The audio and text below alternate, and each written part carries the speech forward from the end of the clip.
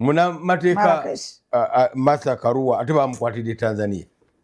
Naenda banga kirere senze mulabye kuno bamukwatidde Tanzania ate nine akati ne wa Tanzania mugambe Sururu ensi yaffe gyonoonye Tanzania ali nnungi.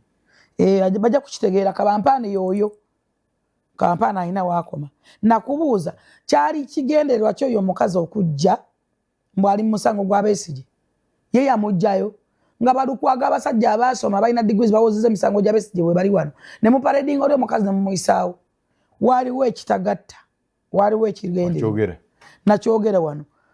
Bayibuli egamba nti kano tasokerwa kwanga mu muntu kyasiga kyali kungula kati naawe Sururu ekyo kiwulira kiringa ono yavaayo n'avuma omwana ono omukazi n'amulangira genda omwana wo muwuute mu supu genda okole ki yabadde kuwajja ebbi ng'avuma kati okiwulira naawe owulira.